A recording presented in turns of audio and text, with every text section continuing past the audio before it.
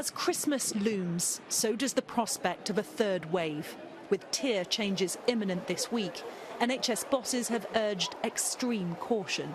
What they're saying to the Prime Minister is, please do not downgrade people into areas into lower tiers.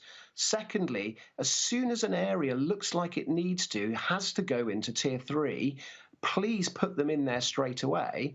And then the third thing we're saying is, look, we need a much better debate about the risks of what's going to happen over Christmas. In a letter to the Prime Minister, NHS leaders say the significant extra risk involved with mixing at Christmas is being ignored. And at a time when the health service will be busiest, there are 10,000 fewer beds available than at the same time last year.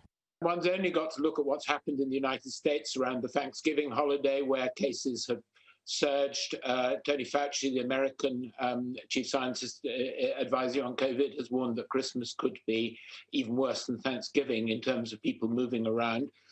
This is an infection that will accelerate very rapidly if the brakes are taken off. It's as simple as that.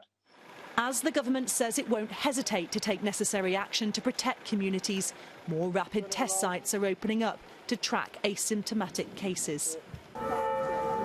In Germany, a national lockdown's just been announced over Christmas. There'll now only be 3 days of minor reprieve for households.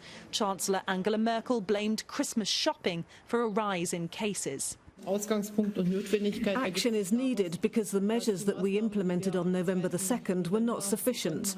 We were able to stop the exponential growth in infections for a while and achieve a stabilisation. But for some days now we have been seeing increasing case numbers and exponential growth again. This means that we have suffered many deaths. You are all following the statistics. And we know that the health system is already under a lot of pressure.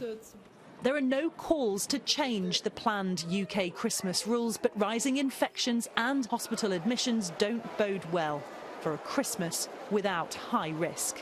Adele Robinson, Sky News.